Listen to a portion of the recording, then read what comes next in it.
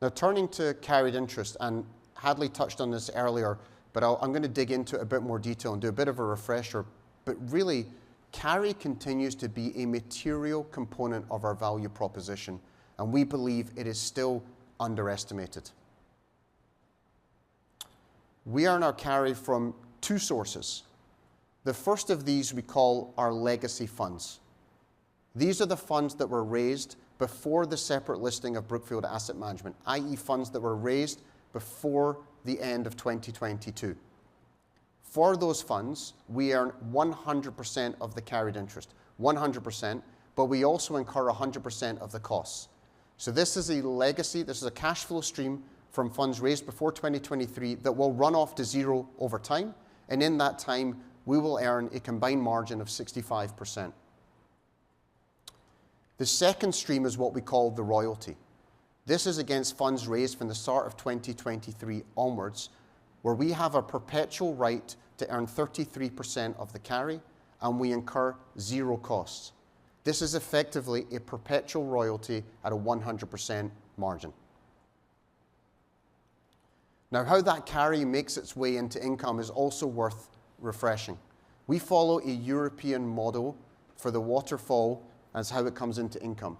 That means we realize carry on a fund-by-fund basis, which is different to an American waterfall, which realizes carry on an investment-by-investment basis. We follow the life cycle set out on the page. First, we invest the capital of a fund. We then sell assets and return all of that capital to our clients. We work our way through the preferred return across the entire fund. And once that preferred return has been delivered, we start to realize carry on every incremental dollar. Now, over the life of a fund, the carry you realize under a European and American waterfall is exactly the same. But under our approach, that recognition is deferred to later in the life of the fund.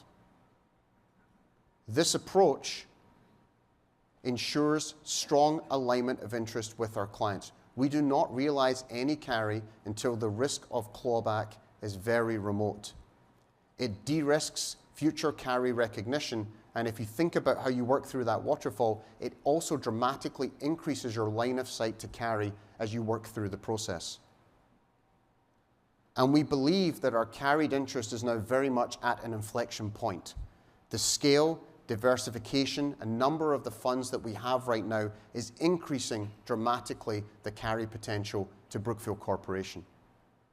Second, transaction activity, as you've seen in our results and recent achievements, has dramatically increased. That means we're returning more capital to our clients, which is going to result in larger, more stable, and consistent stream of carried interest coming in cash and into income for the corporation. To put that into numbers, over the next 10 years, we expect the net realized carried interest to Brookfield Corporation to be $25 billion.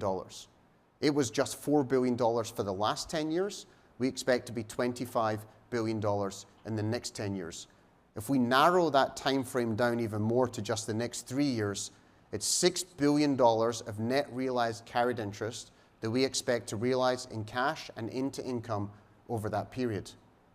But to think about the line of sight we have to that $6 billion, two-thirds of the carry, two-thirds of the $6 billion will come from 7 funds, just 7 funds that have a proven track record and on aggregate have already returned 90% of their capital. So it's that increased line of sight that's giving us the confidence in our ability to recognize this carry into income over the plan period. And as I mentioned, the carry potential of the organization is increasing significantly. If you think about the plans that were laid out by Connor and Hadley in their presentation, carry eligible capital is scaling to $575 billion over the next 5 years. As we execute our plans, buy for value, and create value in our investments, annual generated carried interest is scaling to $7 billion 5 years from now. And realized carried interest is increasing up to $6 billion on a gross basis. Now, if you look at the plan 5 years from now, you can see the gap between the gross and the net is widening out. What that is in practice is those legacy funds running off and the royalty funds starting to be the more meaningful contributor to carried interest for the corporation in the future, but still generating meaningful amounts of cash to the corporation as we move forward.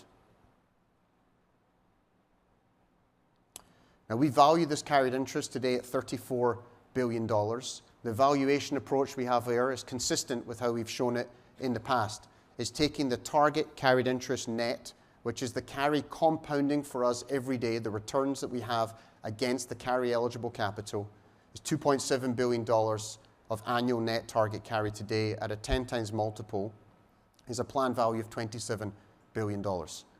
If we add on the accumulated unrealized carry, that is the amount that if we sold everything today at the current marks is what we would realize into income, add that to the 27, and we have a value of $34 billion. Now, we've tried to come at this a slightly different way to validate the $34 billion. So we've also run a DCF, and we've broken the DCF into 3 lines. We've done an MPV of the legacy funds, running out the cash flow that we expect to receive from those funds that are running off and discounted it back to today. We've done an MPV of the royalty cash flow stream, running out the royalty over the next 10 years and discounting it back. And lastly, we've applied a franchise value to the royalty stream at the end of the 10-year period and discounted it back today to prove out that the $34 billion at an 8.5% discount rate, and we run a small sensitivity. The punchline I would really have on carry is it's very meaningful to our value proposition. It will generate significant cash and income for the business for the next 5 years and as we move forward, and it's very valuable to the corporation. If I pull all of that together and look at the overall growth profile that we have from the asset management business, distributable earnings from BAM, that is just our share of the growth of Brookfield Asset Management, 18% CAGR. Distributable earnings from our direct investments, they're growing, but our capital at risk is coming down as we reduce our investment. And then the benefit and the realization of carried interest into income culminates in a 20% compound annual growth rate from our asset management business over the next 5 years.